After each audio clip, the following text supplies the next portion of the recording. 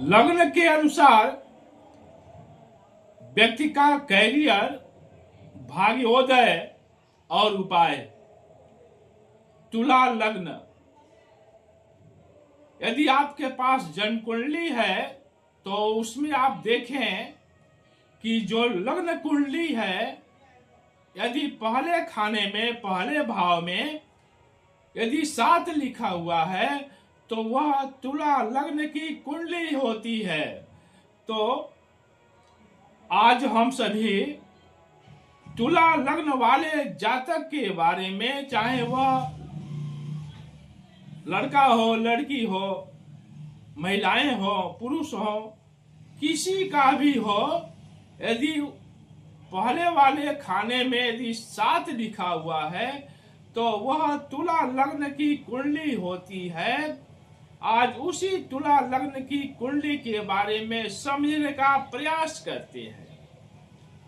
इस लग्न में जन्म लेने वाले जातक व्यवहारिक होते हैं, यानी जो तुला लग्न की कुंडली है, इस लग्न में जन्म लेने वाले जो व्यक्ति हैं वे व्यवहारिक होते हैं और ज्यादा तौर पर व्यापार करते हैं।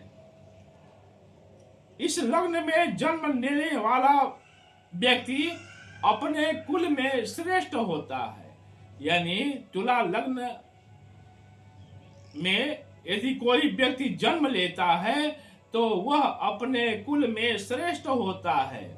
नमस्कार, हस्त रेखा और भाग्य दर्पण में आप सभी का हार्दिक अभिनंदन है।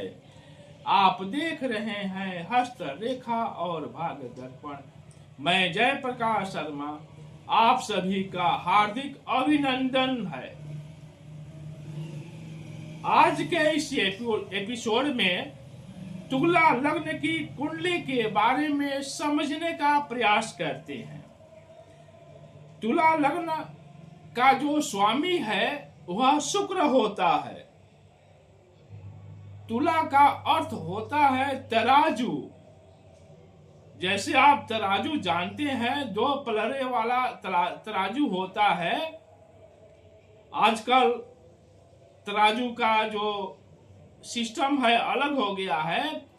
पहले समय में अभी कई जगहों में पर भी 2 पलड़ों वाला तराजू होता है, जिसमें एक पलड़े पर किलो या बाट रखा जाता है, दूसरे जो पलड़ा है उस पर सामान रखा जाता था और रखा जाता है, उसी के मुताबिक तोला जाता है।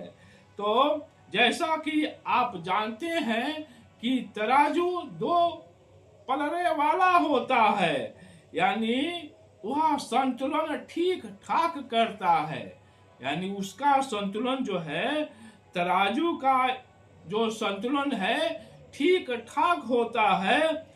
वही तराजू होता है तुला लग्न का। तराजू मतलब तुला लग्न। उसी प्रकार से व्यक्ति का जो संतुलन है वह शक्ति का प्रतीक होता है।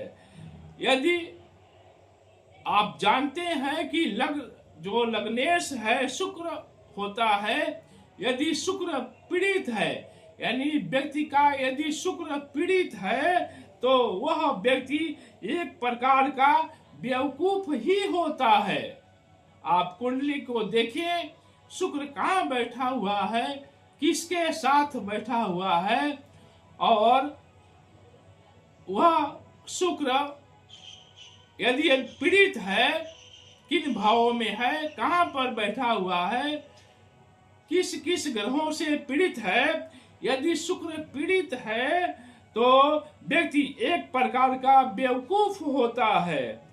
ऐसे जातक को हीरा, पन्ना और नीलम अवश्य पहनना चाहिए।